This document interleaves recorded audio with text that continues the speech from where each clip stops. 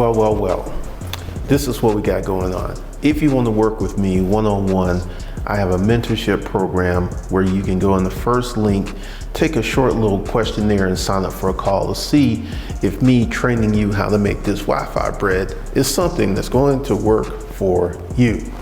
All right, today's video is very sad. How the Corporate Transparency Act could cost you up to $500 a day, up to $10,000 per entity. What's going on? There's this government organization called FinCEN, which is financial crimes.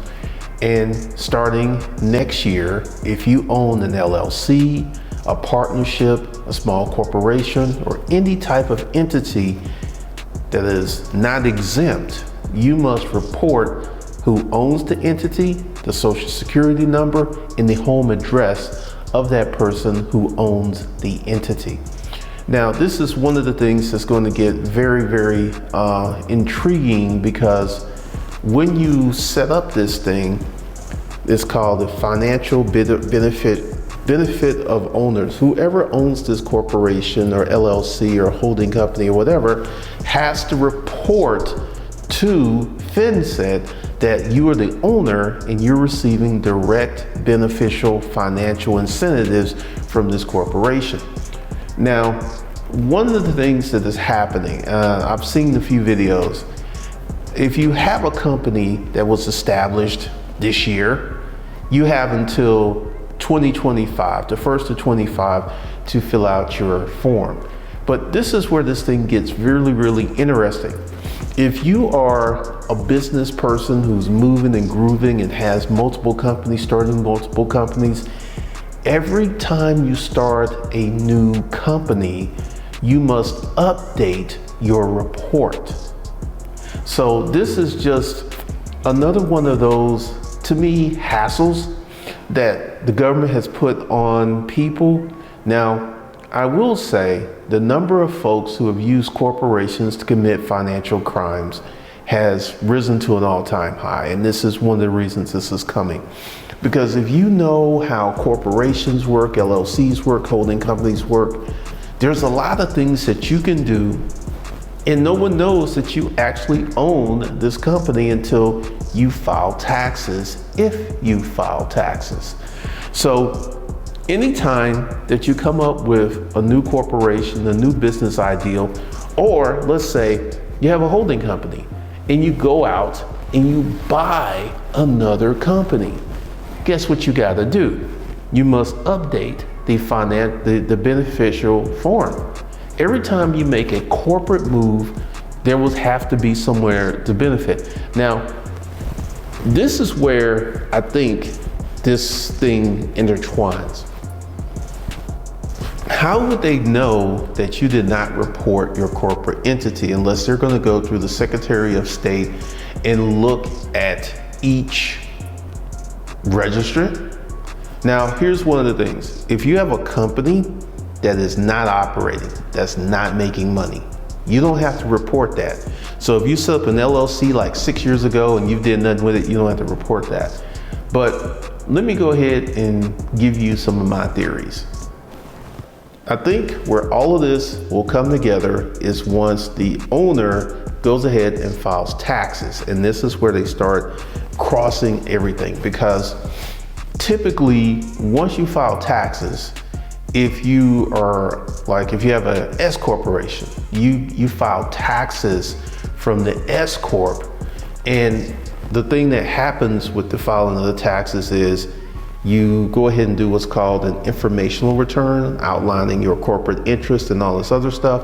And then you file on a 1040 if you have an S corp. So what's going to happen with all of this stuff is when people file taxes, this is when things are going to get somewhat heavy. This is when things are going to get a little bit dramatic, because what is happening is there are many people who run businesses in improper ways. Well, I would say until they created this entity, they ran these businesses in improper ways, because literally One of the things that I was teaching was to set up a holding company. And one of the things I always said is like, set this stuff up in your state. So glad that I put that out there, because going forward, once you go ahead and you file your taxes and you set all that stuff up, this is when the treasure chest of information opens up. And this is where the penalties start to kick in, because unless, once again, I don't know how they have it set up, but unless FinCED is tapped in with each state's Secretary of State, and every time someone makes a new corporation, that with technology would be somewhat simple to do. So that could be part of it as well. But essentially, private corporate ownership is over unless you go overseas and form a foreign corporation and just happen to operate your business from there. Privately held corporation ownership is going to be null and void starting next year.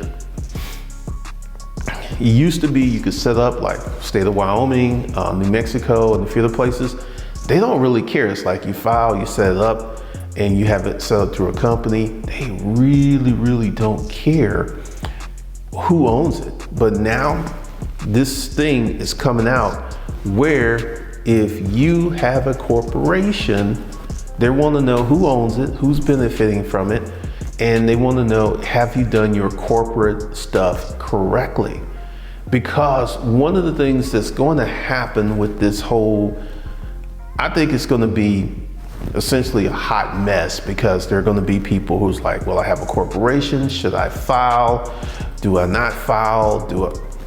There's going to be a lot, and essentially with FinCED, you cannot fill out this form until next year, because it will not be, they've already said on their website, you cannot fill out this form. But the safest thing I would say is just go ahead and put this on your desk and earmark it. Every time that you make a corporate move, you need to go ahead and file your paperwork with this organization, because this is where things can get really icky. Let's say you're making moves, you start a company and you neglect to file, and you run the company all year, then you go ahead and file your taxes, then whammo, you get this notice from FinCED that, hell, you have not reported that you own this company, and these are the fines and fees we're going to hit you with. I guarantee you this is what's going to happen to a lot of people. A lot of people are going to get caught up, because one of the things is a lot of people will be unaware that they have to file this beneficial ownership report. They will be unaware, and once they file their taxes, because this is where I feel the crossroads are going to happen. When they file their taxes, they're going to be pretty much put on a plate and just cut open. I think that's one of the things that's going to be really interesting. And one of the things is, I may do a video about this in the future. If you want to hear it, be sure to subscribe. But the number of financial crimes that are committed with corporations and entities is at an all-time high. You have fraud. You have so many ways that people have used the LLC, the C Corp, the partnership, the many ways that you can set up a business ownership principle. And they've used this to actually do a lot of bad things. And it's going to be really interesting, because one of the things that happened, and fortunately, I pretty much persuaded people, like, if you live in the state of Iowa, follow your stuff in Iowa. And when you go ahead and file a company in, let's say, state of Wyoming, but you're operating in, let's say, Pennsylvania, it's always going to start where you actually file your taxes. And that's going to be a big issue. It's going to be a real big issue, because right now, if you don't file, this gets scary. This gets very scary, because what's going to happen is you can be heavily penalized. $500 a day, I think up to $10,000 per entity. So let's say you had a holding company structure, you had 4 companies, and you never filed. We're looking at $40,000 in fees just because you did not file your entity. And it could get worse, and it can get a lot more interesting.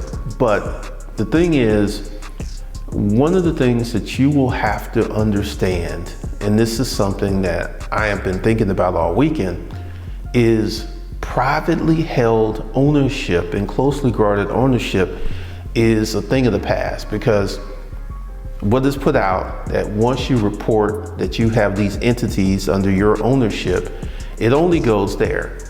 I don't think that's going to be the case. I think there's going to be a case where people are going to be able to get access to this information and use this information. And it's just not going to be FinCEN. It's going to be, the Internal Revenue Service. Now, it's very hard to get information out of them, but I think this new government oversight corporation is going to be very, very open in many regards. And this ends private ownership and hidden ownership of your corporations, unless FinCEN gets just like the Internal Revenue Service, and they're very, very much on top of the data, and they don't give out this information. That's what we're told, that the FinCEN is where, they get the data, they collect it. And, essentially, if you own a company, an LLC, and you just go ahead and fill out this report, you should be good to go. The issue is, the thing is, if you forget, or let's say you're on top of it, you go ahead, you fill out everything, and you've got the owners have to fill out what companies they own, their social security number, and their address. Now, this is where things get a little icky. Every time you move, you must fill out the report. Every time you buy a new company or sell a company, you need to refill out the report. So let's say you're on it, you fill it out, you bought a house, and 6 years in the future, you just decide to move and you forget to fill out this report. Guess what? You will be penalized. You will be penalized all over again because you were lackadaisical in updating this report. So essentially, every time you make a corporate move, you got to fill out the report. Every time you make a personal move, you got to fill out the report. So you got to fill out this report. You got to put your name, your social security number, and your physical home address. Now, where this gets to be somewhat interesting is, I have a friend who lives in France, but he has companies here. So his home address is in France. That's going to be interesting. That's going to be very, very wild. So with all of this stuff going out and being put out, it's going to cause, like I said, a hot mess, because once again, if you have one LLC, you run your company, and then you just go ahead and fill out the report, you should be good to go quite easily.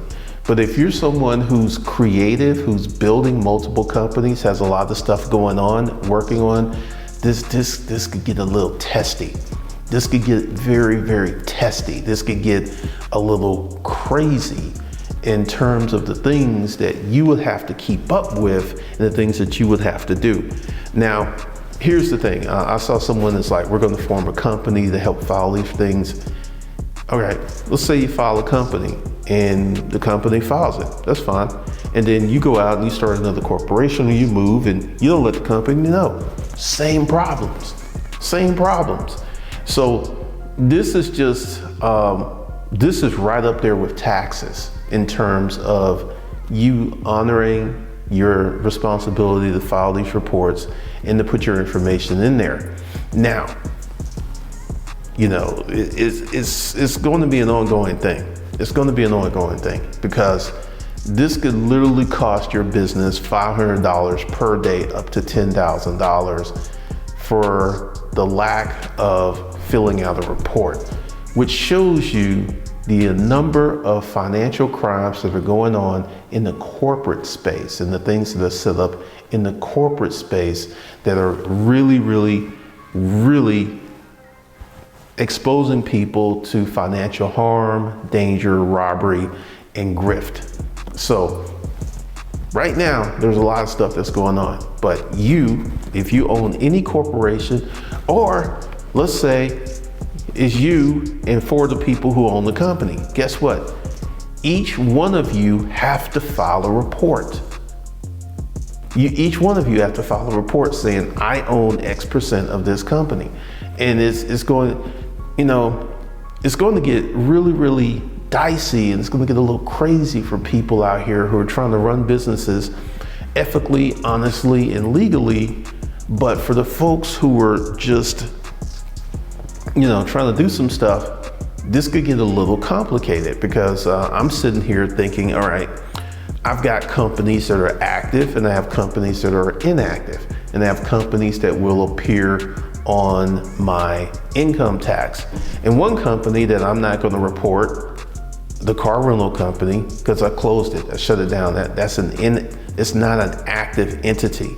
So you got to be really, really careful. That entity doesn't have a bank account. That entity doesn't have any taxes due. That entity, there's a lot of things that are not part of that entity anymore because it's shut down. So I'm pretty comfortable with that. And I have some other companies I'm not actually doing anything with. But this is where things get interesting. Let's say you have an older LLC that you're not doing anything with, and then let's activate it. Guess what? You got to report, because now that company's active and is getting ready to do something. And the way that they set it up, if you create a new LLC in the 2024, you have 30 days to report this to FinCEN, or you could start running into penalties. And this is just the creation of an LLC, the creation of a partnership, the creation of a C Corp. So this is going to be hot, wild, and crazy. And this just shows you the high level of financial crimes that have been going on here in the United States with corporations for the longest of times. All right, so there you have it. So once again, if you want to work with me hands-on, one-on-one, go ahead. The mentorship application process, you fill out a short questionnaire, then you book a call. That link's in the first comment. All right, that's all I got. And we'll see you guys in the next one.